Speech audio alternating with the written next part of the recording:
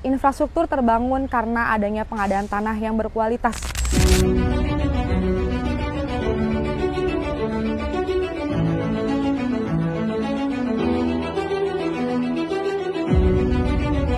Sekarang saya sedang berada di rumah-rumah dan ini adalah salah satu tempat yang menjadi objek dari pengadaan tanah untuk pembangunan IKN ini.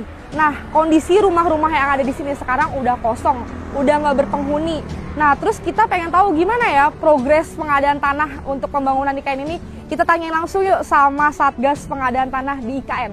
Jadi pengadaan tanah di IKN itu sebenarnya ada sekitar 24 paket, yang mana 11 diantaranya sudah selesai dan yang sedang on progress itu ada sekitar 13 paket pengadaan tanah, seperti itu, Mbak. Oke, gimana sih selama ini kendala untuk proses pengadaan tanah di IKN ini ya, Mas?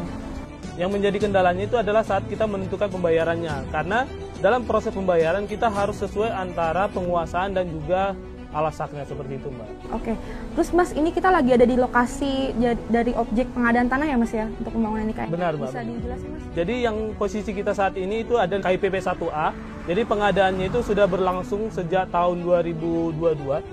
Jadi sekarang itu pengadaan tanah KIPP 1A ini sudah hampir selesai, Mbak, jadi sudah dilaksanakan penyerahan hasil secara parsial, seperti itu. Project lagi yaitu di KIPP 1B, itu masih dalam proses. Sudah ada yang dibayarkan, tapi masih sebagian besar masih dalam proses validasi, seperti itu.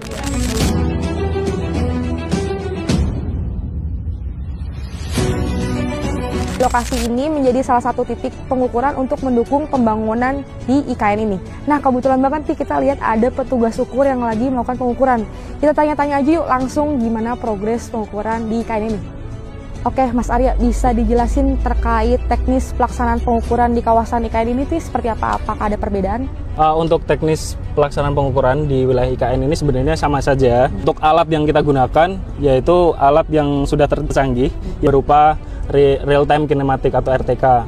Nah, kemudian untuk teknisnya di lapang seperti biasa, kita memenuhi asas-asas yang dengan standarnya pengukuran, yaitu memenuhi asas kontradiktor delimitasi. Kalau hambatannya ini seperti apa, Mas? Di lapangan ditemui kendala apa aja gitu, Mas?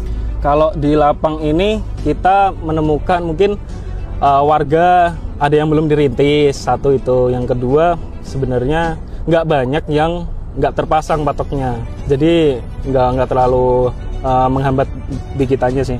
Lebih ke persiapan awal itu komunikasi yang bagus, terus udah bisa dilaksanakan semuanya. Oke, Mas, bisa dijelasin saat ini progres dari pengukuran kawasan IKN ini seperti apa, Mas? Oke, untuk progres pengukuran di wilayah IKN, kita ada 24 paket pengadaan yang sudah berjalan. Jadi itu dia peran dan kontribusi Kementerian ATR BPN dalam membangun IKN ini. Ternyata nggak mudah ya, dan butuh perjalanan dan perjuangan yang sangat panjang dari teman-teman yang ada di lapangan. Kita doakan semoga IKN ini bisa berdampak positif untuk masyarakat sekitar dan masyarakat Indonesia.